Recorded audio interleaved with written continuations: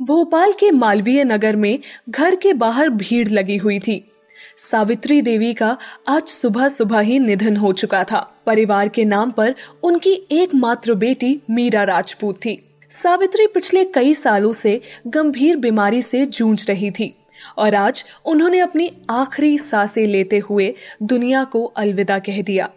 मीरा की उम्र 21 वर्ष थी। वो कॉलेज के अंतिम वर्ष में थी। सावित्री का निर्जीव शरीर उसकी आंखों के सामने सफेद चादर से ढका हुआ पड़ा था। मीरा की आंखों से आंसू बहते जा रहे थे। पास बैठी औरतें उसे सांत्वना दे रही थी, लेकिन माँ को खो देने का दुख सिर्फ मीरा ही जान सकती थी। अपना कहने के लिए एक वो ही तो थी इस दुनिया में। सावित्री ने मीरा को उसकी पढ़ाई के लिए इंदौर भेज दिया था, जिसकी खास वजह सिर्फ सावित्री ही जानती थी। इंदौर में मीरा नेशनल कॉलेज में पढ़ती थी और उसी कॉलेज के एक हॉस्टल में रहती थी। मीरा बहुत ही कम बोलने वाली लड़की है। वो अपना अधिकतर समय किताबों में ही बिताया करती थी। कॉलेज में उसकी एकमात्र दोस्त थी निधि व्यास, जो कि इंदौर में रहती थी अपने परिवार के साथ। निधि और मीरा दोनों बहुत अच्छी दोस्त थीं। कॉलेज के 2 साल दोनों ने साथ साथ ही पूरे किए थे, लेकिन निधि मीरा को अब बहुत कम जान पाई थी। वजह थी मीरा का अंतर्मुखी होना, या शायद हालातों ने उसे उम्र से पहले ही परिपक्व बना दिया। मीरा इस बार बिना निधि को बताए भोपाल आ गई थी। सावित्री के अंतिम संस्कार की तैयारी हो चुकी थी।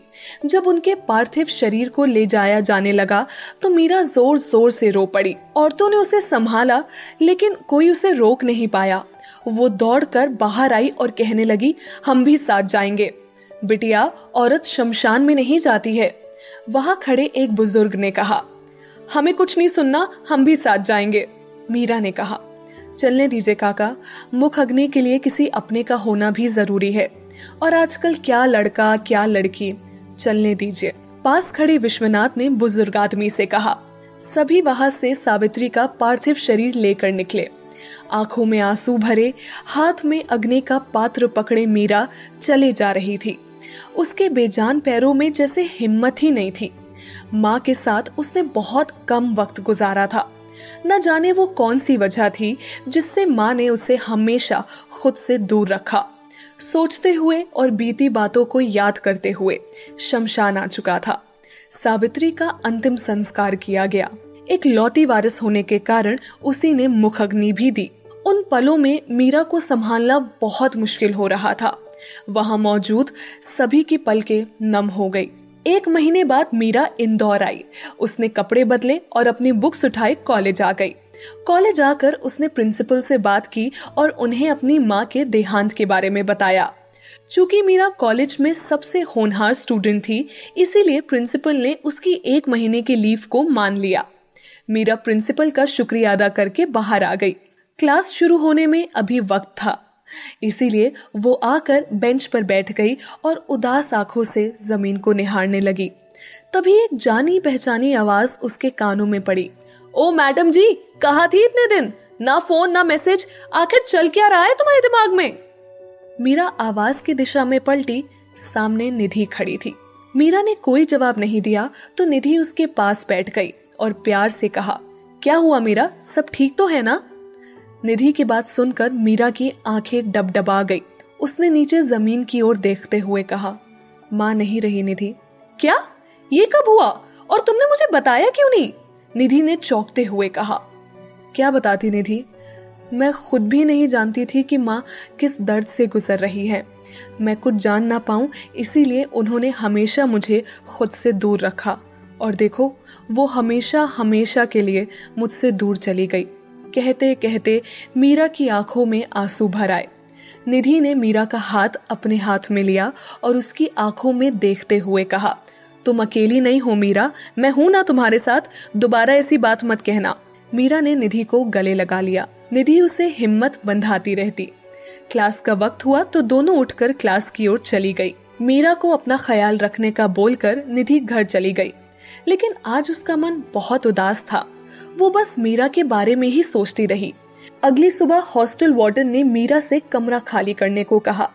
पिछले 1 महीने से उसके कमरे का किराया नहीं आया था। मीरा ने कुछ दिन की परमिशन मांगी, लेकिन वार्डन ने साफ शब्दों में उसे कमरा खाली करने को कह दिया। किसी ने उसकी मदद नहीं की। मीरा ने अपना सामान समेटा और बैग में जमाने लगी। उसके पास जो पैसे थे वो तो माँ के अंतिम संस्कार और उसके बाद के कामों में खर्च हो गए थे। अनजान शहर में आखिर मदद भी ले तो किसकी। मीरा बहुत ही स्वाभिमानी लड़की थी और इसीलिए उसने अपनी ये परेशानी निधि को नहीं बताई। भोपाल वापस जाने के अलावा मीरा के पास अब और कोई रास्ता नहीं था। अपने बैग लेकर वो हॉस्टल से निकल गई। निधि जब कॉलेज आई तो क्लास में मीरा को ना देखकर उसने अपने साथ बैठी रागिनी से पूछा, जो कि उसी हॉस्टल में रहती है। ए रागिनी, मीरा कहाँ है? वो कॉलेज क्यों नहीं आई? अरे तुझे नहीं पता क्या? आज वार्डन मैडम ने उसे हॉस्टल से निकाल दिया, रागिनी ने फुसफुसाते हुए कहा। व्हाट? पर क्यों? निधि ने हैरानी से कहा। क्योंकि उसने हॉस्टल के रूम का किराया नहीं दिया था। अब मुझे डिस्टर्ब मत करो, पढ़ने दो, रागिनी ने कहा और बुक्स में नजरें गड़ा ली। निधि ने सुना तो सोचने लगी, इतना सब हो गया और मीरा ने मुझे बताया तक नहीं। ये लड़की भी ना, इसे समझाना सच में बहुत मुश्किल है। पता नहीं इस वक्त वो कहाँ होगी। मुझे जाना होगा। निधि ने अपना बैग और बुक्स उठाए और क्लास के बाहर निकल गई। कॉलेज से सीधा वो हॉस्टल आई और मीरा की रूममेट से पूछा। रूममेट ने बताया कि मीरा वापस अपने घर जाने की बात कर रही थी। निधि वहां से निकली और तुरंत रेलवे स्टेशन आई। ट्रेन जा चुकी थी। निधि हताश हो गई। उसने उदास नजरों से ट्रेन को जाते हुए देखा और जैसे ही वापस जाने को मुड़ी, उसकी नजर बेंच पर बैठी मीरा पर गई। निधि खुशी से दौड़कर उसके पास आई, लेकिन अगले ही पल उसकी खुशी गुस्से में बदल गई और उसने कहा, समझती क्या हो अपने आप को? और ये इस तरह मुंह छुपाकर कहाँ जा रही हो? मुंह छुपाकर नहीं जा रहे, बता कर आए थे रागिनी को, मीरा ने धीमे स्वर में कहा। और तुम्हें लगता है मैं तुम्हें ऐसे जाने दूंगी? निधि ने गुस्से से कहा। पर अब यहाँ करेंगे भी क्या? वार्डन ने भी हमें हॉस्टल से निकाल दिया है, मीरा ने कहा। वार्डन की तो तुम ये बताओ, तुमने मुझे क्यों नहीं बताया? निधि के इस सवाल पर मीरा खामोश हो गई। निधि उसके बगल में बैठी और कहने लगी, मीरा, तुम सिर्फ कहने के लिए मेरी दोस्त नहीं हो। कॉलेज में बहुत सी लड़कियां हैं, लेकिन मैंने तुम्हें अपना दोस्त चुना। जानती हो क्यों? क्योंकि तुम बहुत अच्छी हो और समझदार भी हो। तुम बहुत स्ट्रांग लड़की हो मीरा, फिर ऐसे कैसे जा सकती हो? आंटी का सपना कैसे भूल सकती हो? तुम्हें पढ़ना है, एक बड़ी अधिकारी बनना है, ये कैसे भूल गई तुम? निधि, हम कुछ नहीं भूले हैं, सब याद है हमें। पर इस शहर से हमने एक बात सीखी है कि अगर जीना है तो पैसे जरूरी है, और वो हमारे पास नहीं है निधि। घर जाएंगे, वहां रहने के लिए कम से कम अपना घर तो है, मीरा ने उदास होकर कहा। हो गई तुम्हारी आदर्श वाली बातें, तो चले, निधि ने उठते हुए कहा। कहाँ? मीरा ने कहा। कोई सवाल नहीं, उठो और चलो, कहकर निधि ने एक बैग खुद उठाया और दूसरा मीरा को थमा दिया। दोनों बाहर आई। निधि पार्किंग से अपनी स्कूटी निकाल लाई और मीरा को साथ लेकर चल पड़ी।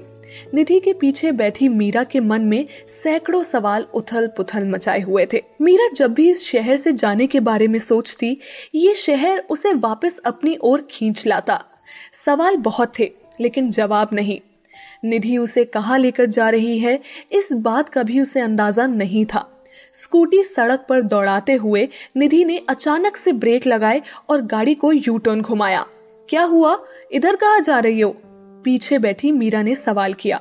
हॉस्टल, निधि ने कहा। लेकिन क्यों? मीरा ने कहा। तू चल तो बताती हूँ, कहकर निधि ने स्पीड बढ़ाई और कुछ वक्त बाद दोनों हॉस्टल के सामने थे। निधि ने स्कूटी साइड में लगाई। उसने मीरा का हाथ पकड़ा और उसे लेकर अंदर चली आई। वार्डन सामने ही खड़ी मिल गई। निधि उसके सामने आई। उसने अपने जेब से कुछ रुपए निकाले और वार्डन के हाथ में थमाते हुए कहा, ये रखो अपने पैसे, और आज के बाद किसी लड़की को इस तरह से हॉस्टल से मत निकालना। वक्त पर किराया देंगे तो कोई क्यों निकालेगा, पर ये लड़कियां घर वालों के पैसे तो ऐश में उड़ा देती हैं और फिर किराए के नाम पर रोने बैठ जाती हैं। वार्डन ने मुंह बनाकर रुपए गिनते हुए कहा। चुड़ैल, तेरी हिम्मत कैसे हुई मेरी दोस्त के लिए ऐसा बोलने की? मैं तेरा मुंह नोच लूंगी, निधि ने वार्डन से उलझते हुए कहा। लेकिन ऐन वक्त पर मीरा ने उसे रोक लिया और कहा, निधि ये क्या कर रही हो? छोड़ो उन्हें, मैं मुंह तोड़ दूंगी इसका। इस हॉस्टल की लड़कियां चाहे जो करती हो, तुम ऐसी नहीं हो, निधि ने गुस्से से मीरा से कहा। तुम प्लीज यहाँ से चलो, प्लीज, मीरा ने निधि को लगभग खींचते हुए कहा। निधि वहां से चली गई तो मीरा वार्डन के पास आई और बहुत ही धीमे स्वर में कहा, निधि ने जो किया उसके लिए हम माफी मांगते हैं मैम। एक बात और, हर लड़की यहाँ ऐश करने नहीं आती है।